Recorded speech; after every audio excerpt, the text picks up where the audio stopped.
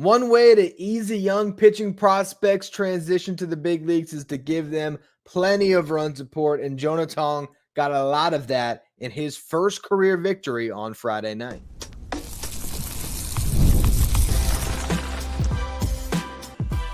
You are Locked On Mets, your daily New York Mets podcast, part of the Locked On Podcast Network, your team every day. Hello to all you amazing Mets fans. You're watching Locked On Mets, part of the Locked On Podcast Network, your team every day. I'm your host, Ryan Finkelstein. I've been covering the New York Mets on this show since the 2019 season. It's the only podcast that covers the Mets 7 days a week throughout the regular season. To find some of my written work, you can do so over at justbaseball.com, where I work as the editor-in-chief. Now, we got a jam-packed show today. I'm going to give you a little bit of a game recap in this first segment here, but then I have about a 15-minute conversation with Jack McMullen, the radio voice of the Marlins, a good friend of mine, who came on to shed some light on what it was like to be in Citi Field for Jonah Tong's debut, how the crowd received him, how Tong looked on the mound from that vantage point of a broadcaster, calling the game from behind the dish. So a lot of fun that'll be had there throughout that conversation that I will play for you all in a minute. But for those of you who might have missed the game, Jonah Tong got plenty of run support. This game was over in the first inning. He has a 6-pitch first inning, 1-2-3 frame, and then he gets 5 runs of support in the bottom of the first. Francisco Lindor leadoff walk, Juan Soto a 2-run homer as the Mets jumped all over Yuri Perez. Pete Alonso got a base hit, Mark Vientos drew a walk, Brandon Nimmo hit a 3-run homer, and again, that was pretty much the game. And if it wasn't, it certainly was over in the bottom of the second when the Mets scored 7 more runs, all with 2 outs. You had a 2-run homer by Pete Alonso after a Juan Soto single. You then had an RBI single from Starling Marte after Mark Vientos and Brandon Nimmo. Well, Mark Vientos got a single, Brandon Nimmo drew a walk. Brett Beatty drew a walk after the Marte single to load the bases. Then Tyrone Taylor doubled in 2. Luis Torrens walked, and then Francisco Lindor doubled in 2 more to cap off the 7-run rally. Jonah Tong navigated some traffic in the second and third innings. In the second inning, it was a leadoff double that he was able to strain the runner on. Then in the third inning, you had a couple of hits, but he was able to get some strikeouts, work his way through it. And then he had a dominant inning in the fourth, his best inning, I would say, a 1-2-3 frame with a couple of strikeouts. Fifth inning, a little bit of a struggle, but not really because of Tong. Just some bad defense by the Mets. Second night in a row where the defense was not very good. He gives up a leadoff single. Wild pitch allows the runner to advance to second. Then he allows a run on a single. So that run was on him. The next 3 were on the Mets defense because Tong picked up his 5th strikeout of the night for the first out. He then gets 2 consecutive ground balls that could have gotten him out of the inning. The first one, Brett Beatty fields it. There was no chance for 2. Flips it to Francisco Lindor, and Lindor just doesn't catch the flip. Wasn't a bad flip, just a bad play by Lindor to not convert that out. And then the next play, you get a hard hit ground ball to Pete Alonso that I don't want to call it a straight Olay because I think he was trying to, field the ball with his glove hand and make that turn to second, but he just didn't see the ball into the glove, and it gets past him, and a couple of errors cost Tong a little bit there, but he had to pitch through a little bit of struggle, granted with a monster lead, so it's not like he was sweating too much, but you wanted him to get through 5 to get his first big league win. It would have been a shame for Jonah Tong to get 12 runs of support and not come home with his first career victory. Luckily, he was able to get out of it, got a pop-up, gave up another single that scored the 2 more runs, but his day ended on the 97th pitch, another strikeout. A little bit of a generous call, for being honest, on a fastball below the zone. But it's funny, I was texting one of my buddies about during the game, and he said, you know what? Jonah Tong's so deceptive that he sometimes gets extra strike calls from umpires. And that was Aram Layton, who is a prospect expert for us over at Just Baseball. Obviously has watched a ton of Jonah Tong film. So that's something that we might get to enjoy moving forward, is Tong maybe getting a little bit of a bigger strike zone simply because he's so deceptive. And if you have a good pitch framer like Luis Torrens behind the dish, you're going to be able to get some extra strike calls. But overall, very solid debut for Jonah Tong. 5 innings pitched, 6 hits allowed, 4 runs, but only 1 of them earned, no walks, and 6 strikeouts. And the game ends with position players throwing on each side. It was a complete blowout by the Mets. Brandon Nimmo homered for the second time in the 6th inning, a solo shot. He's up to 22 homers. I don't think he'll quite get to 30, so I don't know if the Mets are going to get to what I think was one of my bold predictions before the season, that the Mets would have 40, 30 home run hitters. You got Juan Soto and Pete Alonso already there. Francisco Lindor is, I think, at 25. You got Nimmo at 22, and that's pretty much your only other shot there at getting to 30, but they still have those 4 guys at 20. And the way Mark Vientos is swinging the bat, he might get to 20, and Brett Beatty could as well. I believe Beatty's at 15, and Vientos hit a home run off a position player tonight to get up to 14. So he is running down Beatty and maybe can still get to 20. The Mets score 6 runs off Javier Sanoja in the 8th inning. They tried to get through the 9th without having to use another pitcher. You had Ryan Helsley pitching inning after Tong. Then Jose Castillo was trying to soak up as many outs as they could. They got him through 2 innings, and he threw a ton of pitches. So if you need to know the roster move tomorrow, if there's going to be one, Jose Castillo is going down for a fresh arm, whoever that is. But the Mets could not get Castillo through the end of the game, so they tried to steal some outs with a position player. To the Marlins had Sanoja give up all those runs, so Torrens came out there, but could not get the final 3 outs. And eventually, after it got within 10, Carlos Mendoza had seen enough, and he got Stanek up and out there to finish off the game. But a huge win for the New York Mets, 19-9. Couple more games left in this series to try to stack some wins against the Marlins. The Reds lost tonight, which is good. The Braves, fortunately, lost to the Phillies. So Mets only gained some ground in the wild card race, but still a great night for them. Now, I want to get right into the conversation how with Jack McMullen, the radio voice of the Marlins, but I'll also say on the other side of that conversation, stick around, because I am going to give you one final segment where I just talk about the road ahead with Jonah Tong, when he's going to make his next start, and how the Mets are going to form their rotation moving forward. So stay tuned for all of that in just a minute.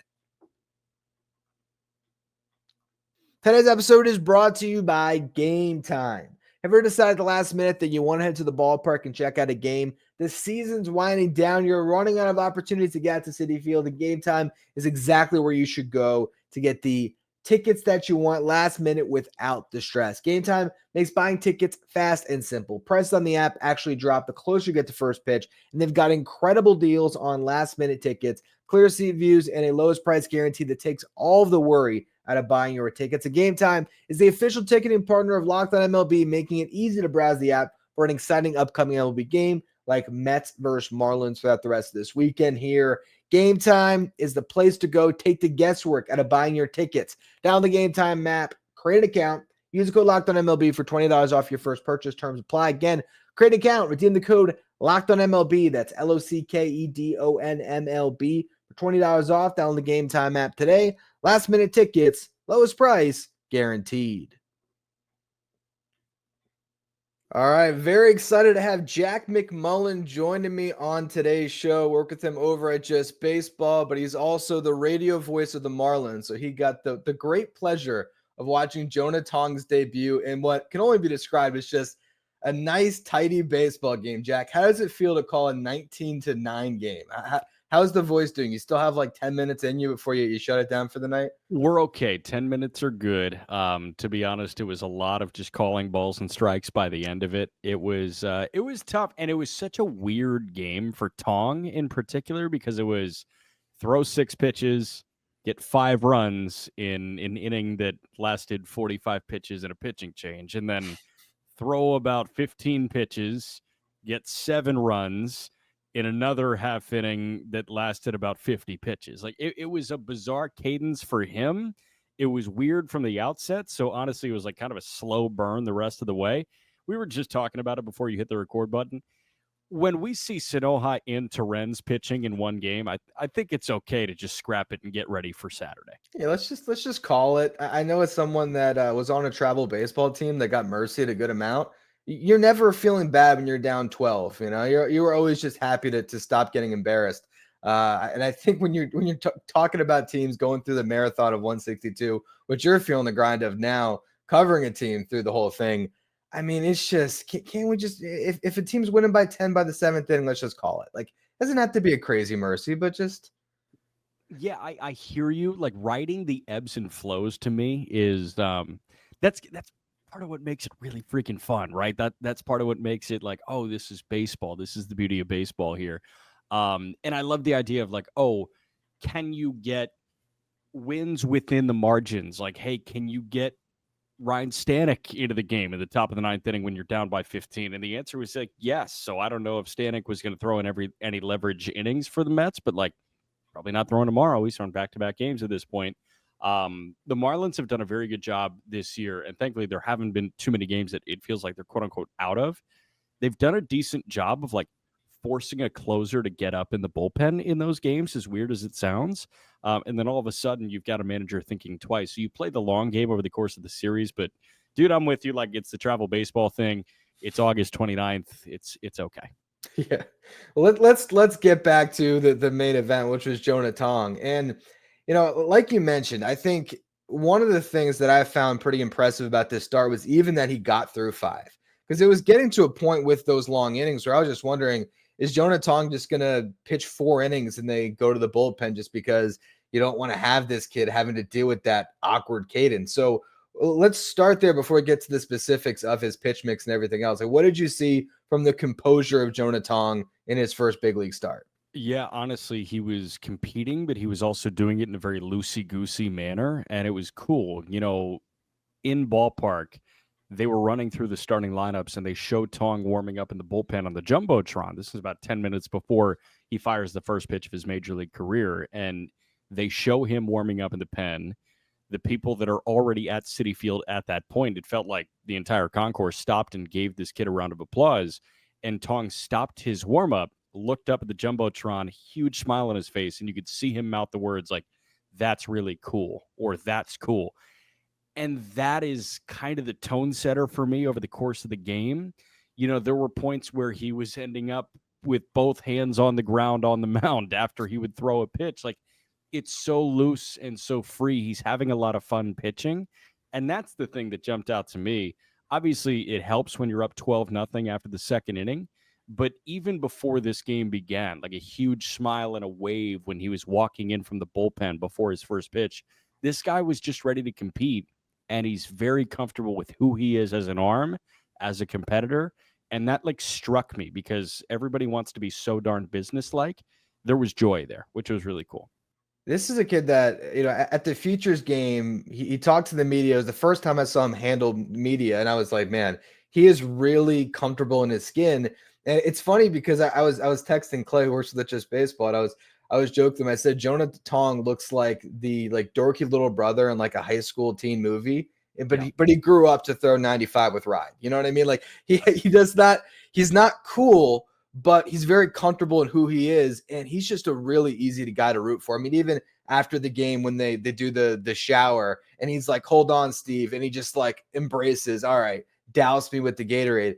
He really is an easy guy to root for, and he's clearly going to be a fan favorite immediately. He already is. 100%. Easy guy to root for because he has so much fun doing this. Also an easy guy to root for because it's just so weird looking. Like, it's so different. McLean, obviously, the arsenal is very unique, but in terms of just delivery, it's like, oh, this is just another good old country hardball kid that comes up, kind of stock right-hander that just has good stuff come off his fingertips. With Tong, it's like, okay, you're Tim Lincecum, but you also look 15 years old, and then you also like still look like a little skinny kid that happened to put on 25 pounds of muscle since he was drafted in 22.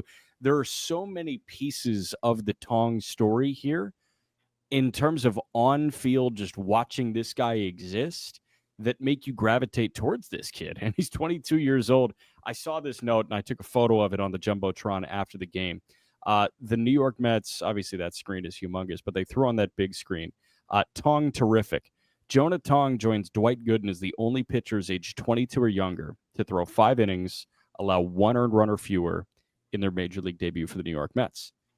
When you're joining that elite company, it helps when you're like fun and smiling and happy, and he checks every single box you could possibly have. And honestly, his next start is must watch for me, even when he's not playing the Marlins.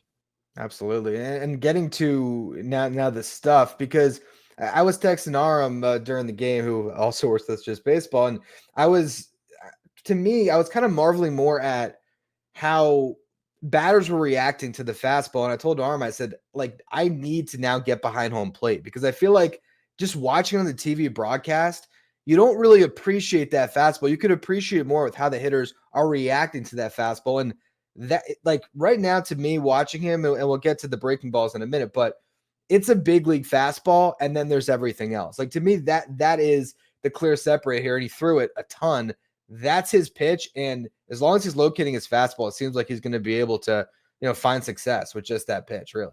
Yeah, and the thing that you can really appreciate with a fastball, I think on television, obviously where swings are, right? If everybody's swinging underneath fastballs and, it's just a tip and the bat is clearly underneath the heater, that is a good carrying four-seam fastball. And it's fun to understand what that actually means instead of, for some reason, everybody's just underneath this guy's fastball. For me, the way to do it in terms of appreciating a guy like Tong or appreciating other guys with high carry heaters, watching on TV, seeing the takes at the knees you get on four-seam fastballs, because everybody just thinks, oh, that's going to the shins, that's going to the ankles. And then all of a sudden it ends up clipping the knees and it's a called strike on you. It carries through the zone. And then you want to sit behind home plate to watch guys swing underneath the high strike, because it really does give off the sensation of, oh, crap, that's by me already. And it felt like what Tong was doing with the heater today. You see a lot of hitters with that surprised look on their face. And Nolan McLean, who, used to be a hitter, he said he stood in for one of Tong's first bullpens last year. And he was like happy I wasn't swinging the bat because he was just standing in. It's like, man, that gets on you quick. And it's funny because, when you see Ryan Helsley, he throws 101, the radar gun lights up. And so it's very clear how quickly that fastball is coming, how it gets on people. But you see Jonah Tong befuddling hitters at 92 at times, where he doesn't even need to get up to 98, which he did in this game. But he could, if he never added the velo, I think that fastball would have played even at 92, 93. It seems like it. And I think a lot of that comes from the deception within the delivery. And for me, it's how far down he gets on the mound. Watching the super slow-mo that both telecasts were running during that game, it was amazing to watch. Tong is not making eye contact with the glove when he's throwing this pitch. It's almost like he's looking at the ground towards first base. It's really a bizarre look, but the way he uses his legs to push down the mound, where he lands on the mound, it's just bizarre and it's outlier. And that is going to create a bizarre and really effective fastball if it's located properly. And it was located enough on Friday against the Marlins. It was for sure. And I think, you're clearly seeing what he's comfortable with, which is fastball changeup, which gets me to the thing that I was talking about on the show a bunch leading up to the kind of surprise promotion, which was I could have seen the Mets totally taking it slow with Jonah Tong, letting him spend this whole year in AAA, just gearing him up for, opening day next year, a May promotion next year, just because I still think there is development to be done here. I think that's clear with the breaking ball. I mean, you only saw the curveball tonight. We didn't really see the slider. He did. It's funny because I called it before. I said, he'll drop one curveball, ended up being his first strikeout. That's going to look really pretty, and Pitching Ninja put it out there. But the consistency of the breaking ball is something that he doesn't quite have yet.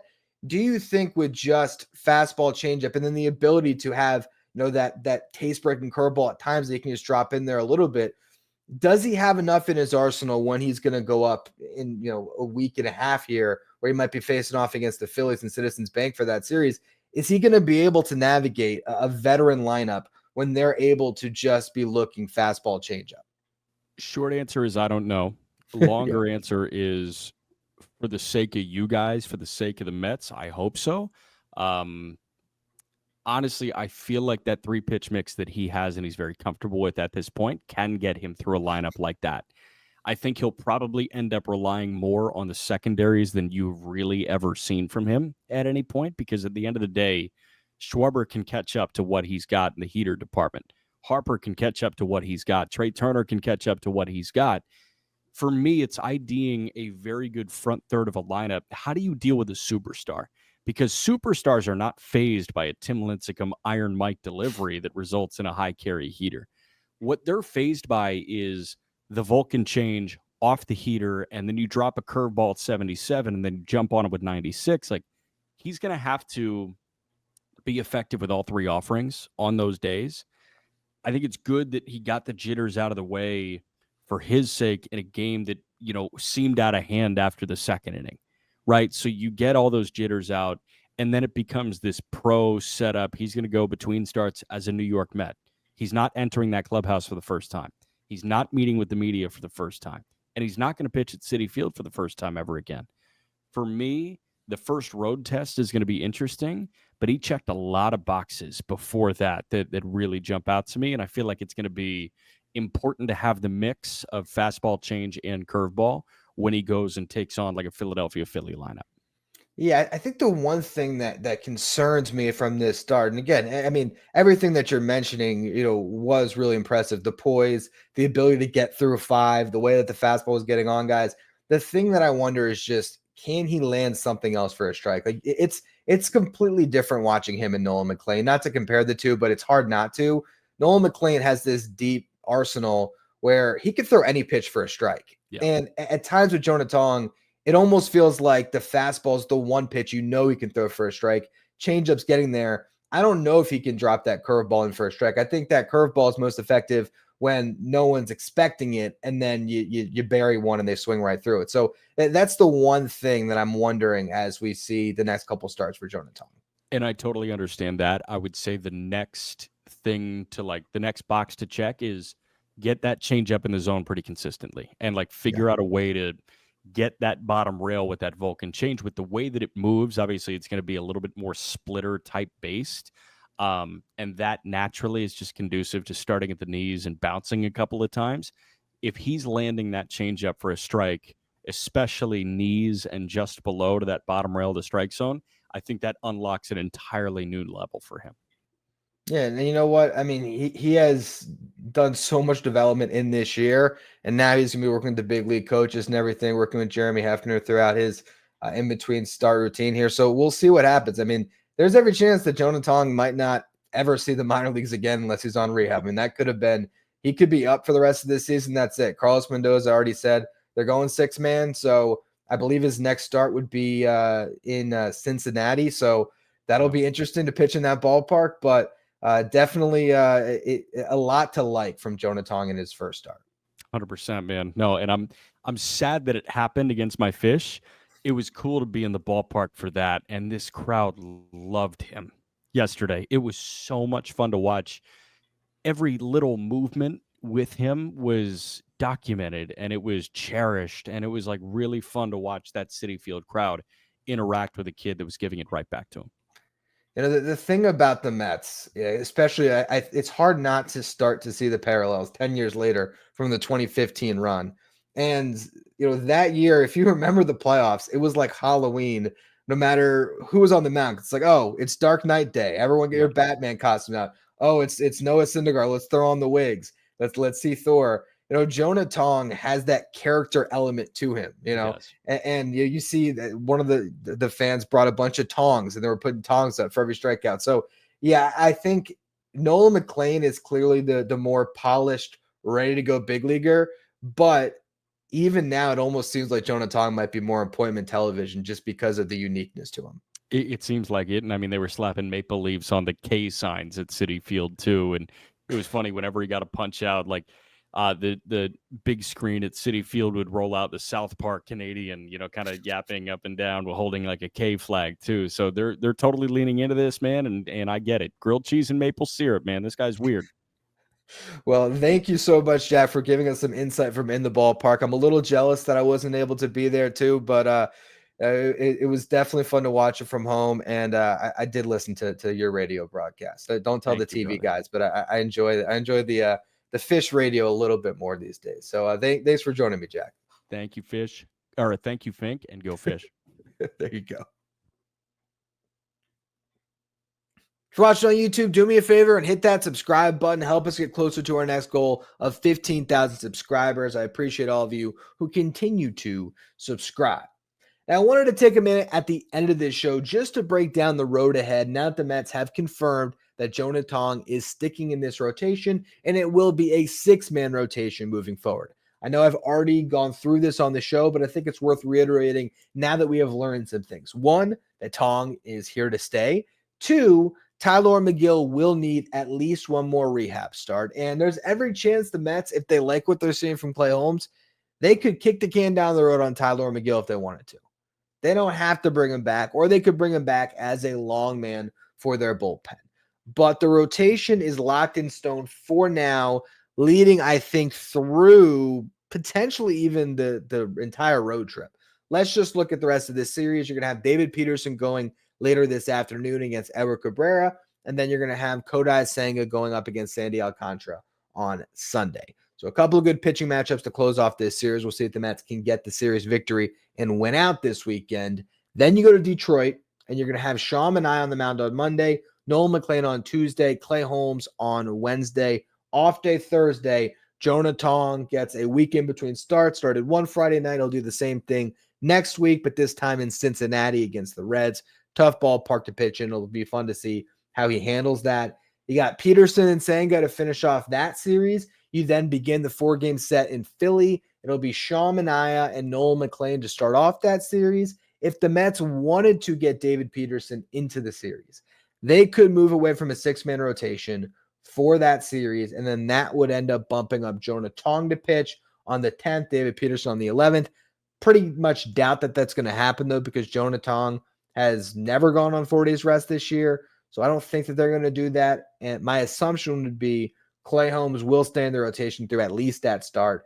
Jonah Tong would then pitch on the final game of that 4-game set, and then you would close out that week with David Peterson, Kodai Senga, Sean Manaea pitching against the Rangers. The Mets would then have an off day, and then you have 2 weeks left in the season, and you see where you're at that point. If you have no chance in the division and you are very comfortable in the wild card race, you can roll a 6-man for the final 2 weeks, and then you make your decisions come playoff time. Every chance the Mets do that. If it's a little more pressing, and let's say the Mets did well in Philly and they're neck and neck, at that point, you might decide, all right, we're going to drop to a 5-man because Nolan McLean, you can maybe get him an extra start. He would be the first guy that would go that second to last week, and so he could go twice that week, and you can try to squeeze out a little bit more out of McLean potentially. That might give you one additional start. I don't even know if it necessarily would, but we'll see. I mean, that's far down the line. The bottom line from where the Mets are at right now, no McGill at this moment, and you're going to see Jonah Tong pitch next on Friday in Cincinnati, and he'll probably pitch in the final game of that series against the Phillies, where you will get Sean Manaea and Nolan McLean to open it up. So the only guys you would miss in that series potentially would be David Peterson and Kodai Senga. So we'll see how things go from here, but Tong's sticking in this rotation, and we're going to get to continue to see what these young guys can offer this team. Certainly feels like a seamless fit up to this point with McLean and Tong, and the question still remains if and when we'd see Brandon Sproat, but I don't think that Sproat would get any starts at this stage. My assumption is the Mets are very comfortable with the 6-man rotation they've now formed, and if there is a new guy that gets entered into the mix, more likely it's Tyler McGill than Brandon Sproat. They might decide to just not even start the service time clock on Sproat, not even have to add him to the 40-man roster, or they could turn him into a reliever if they want to. So we'll see what they do on that front, but for now, it seems like this is the rotation the Mets have. This is the one they want to roll with, and I'm excited to see it, finish off this stretch run here. It's going to be a lot of fun, but that's going to be all for this edition of Locked On Mets. Tomorrow's show, breaking down whatever happens here, Mets versus Marlins, as this series continues, and we'll also continue to look at the minor leagues. There's definitely some things I want to talk about on that front that we might be able to get into the show tomorrow. The St. Lucie Mets, back-to-back champs. How about that? So we'll go through all that type of stuff on tomorrow's show if we have time. Appreciate all of you who tuned in to this one. No, probably a little bit of a longer show once I piece these 3 parts together, but a lot of fun to talk to Jack, and I thought it gave a lot of interesting insight on what was significant day for the New York Mets, having their top prospect, or one of their top overall prospects, but the top pitching prospect, along with Nolan McLean this year, Jonah Tong, making his debut. As always, thank you for listening. Make sure you follow, rate, and review wherever you get your podcast. Make sure if you want to be part of our texting service, you find a link in the episode description. Go to subtext.com/LockedOnMets. Thank you for making Locked On Mets your first listen, your first watch every day, not for your second watch. Head over to YouTube and check out the first ever 24/7 streaming channel that covers everything in the world of sports, talking about Locked On Sports Today with our local hosts from each team, league-wide hosts from each league. Find Locked On Sports Today streaming 24/7 on YouTube.